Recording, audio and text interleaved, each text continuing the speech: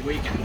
And while we're out here enjoying our quiet and and the freedom of what we're doing now, we cannot forget about Memorial Day. And I come from back east New Jersey, and back there Memorial Day was the big day, because you have Armed Forces Day, which celebrates everyone that's in the armed forces. You have Veterans Day, which celebrates everyone that's a veteran. And then you have Memorial Day, and that honors the people that never came back, because all gave some and some gave all. So when I was growing up, that was the big deal. We would go over to Karlstad, and they would have somewhere between a dozen or more bands, big bands. They'd come from all over. It used to take 2 hours just for the bands and everybody to go by, and the Scouts would be there, the Legion would be there, VFW would be there, and all the other organizations would be there. And us as kids would get to march with our fathers and our grandfathers. And we used to adorn ourselves with things when they served. I have a long military history. My great-great-grandfather was with Lafayette at Yorktown. My great-grandfather was with Meade in the Army of the Pacific, Potomac. Both my grandfathers were in World War I. They were both in the Army. My one grandfather decided that he didn't like the Army. He went over to the Navy for World War II because he said the food was better.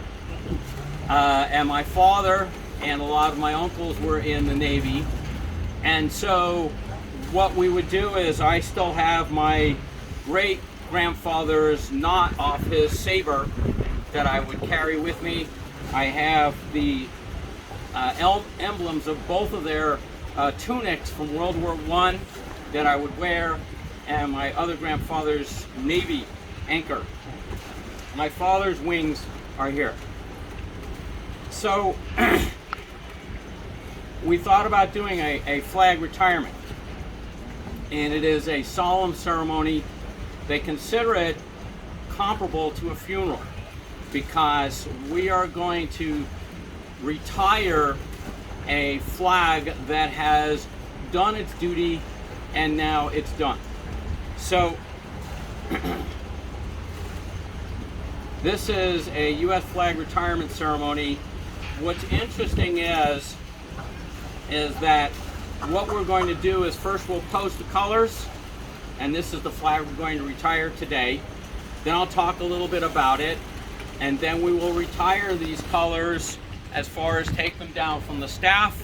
We will bring them out here. Okay, the flag will be cut into pieces a very specific way, and then it will be officially retired. And then because this is a polyester flag, the U.S. code, and it's kind of remarkable, after I don't know how many hundreds of years, the only thing the code says, it says, this is U.S. Code Title 36, Section 176 states, the flag, when it is in such condition that it is no longer a fitting emblem for the display, it should be destroyed in a dignified way, preferably by burning. That was written in 1937. Flags in 1937 were all cotton. Okay, today most of them are polyester, and they recommend now, because when these really don't burn, they kind of melt and they give off a really bad fumes. And if you've ever done a bunch of these, you can actually have people overwhelmed by the fumes.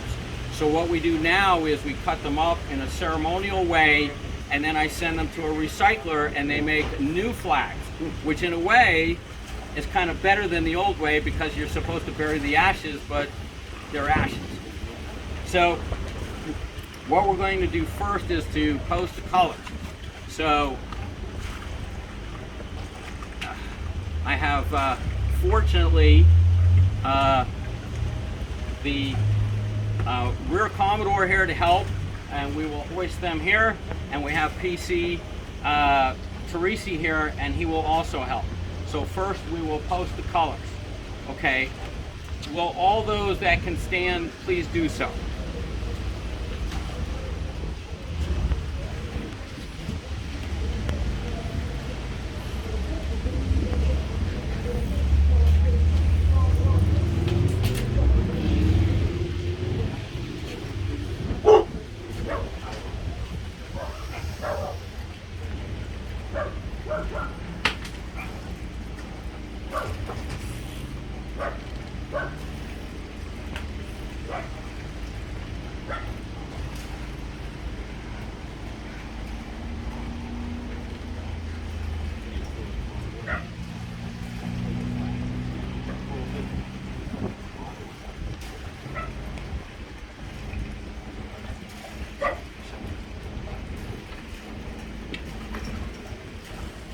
Tan Hut, present arms.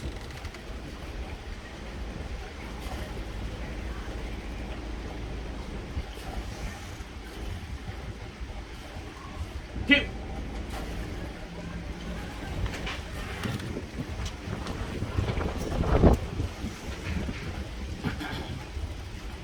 Descriptive history of the flag. The blue field is, or union, is the point of honor. The upper corner of the flag's own right. The symbolism of the right hand goes back, far back in antiquity, when it was the weapon hand. Raising the right hand free of any weapon meant peace. It became a salute, the way of giving praise and honor. The union is blue, representing the night sky, with stars forming a new and glorious constellation. The first stripe. The 13 stripes stand for the original 13 colonies, which are Massachusetts, Virginia, Pennsylvania, New York, Connecticut, Rhode Island, New Hampshire, Delaware, Maryland, North Carolina, South Carolina, Georgia, and New Jersey. The second stripe, the white, stands for purity. The third stripe, the red, stands for courage. The fourth stripe, give me liberty or give me death. The fifth stripe, one if by land, two if by sea. The sixth stripe, we the people of the United States, in order to form a more perfect union, establish justice, ensure domestic tranquility, provide for the common defense, promote the general welfare, and secure blessings of liberty to ourselves and our posterity, to ordain and establish this Constitution of the United States of America. The seventh stripe, we hold these truths to be self-evident, that all men are created equal. They were endowed by the Creator with certain inalienable rights. Among these are life, liberty, and the pursuit of happiness. The eighth stripe, Congress shall make no law respecting an establishment of religion or prohibiting the free exercise thereof. The ninth stripe, Congress will make no law abridging the freedom of speech or press.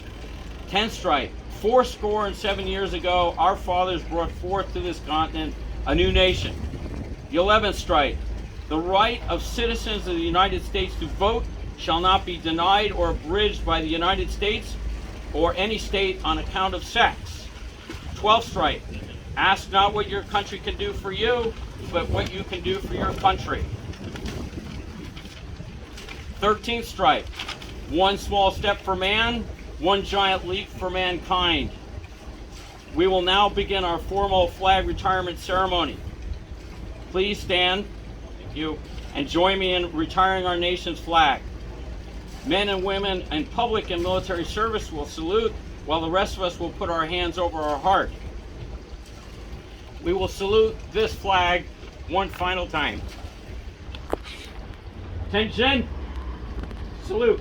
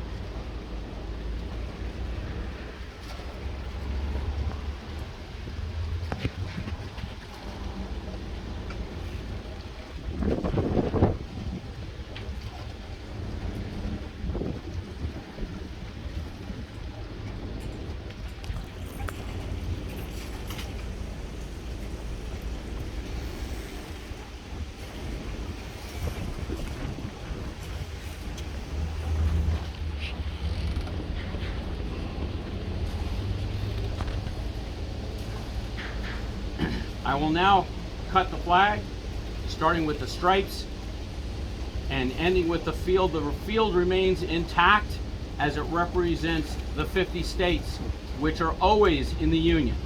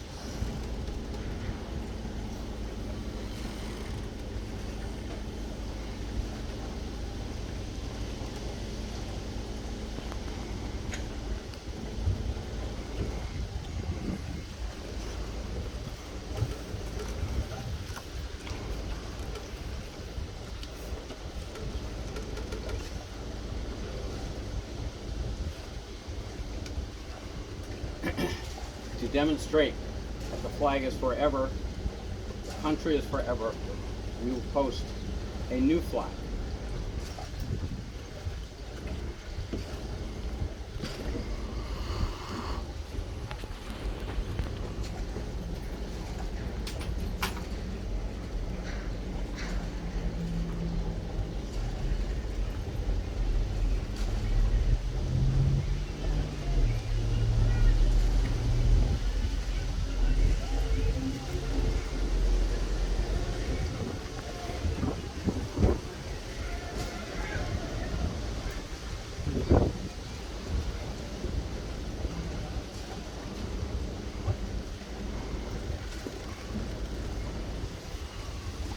Present arm!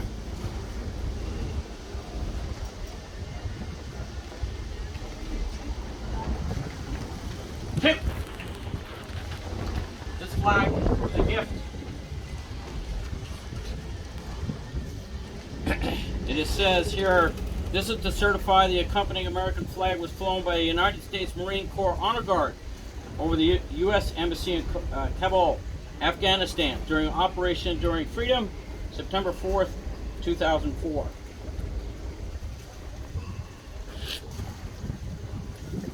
This concludes our ceremony. Again, for some, especially veterans and folks that grew up like I did, it seems like we are disfiguring the flag. In reality, once the flag is cut, it is no longer a flag. So we can rest assured that we have not done anything inappropriate. It is the same thing when you incinerate. Thank you very much for attending.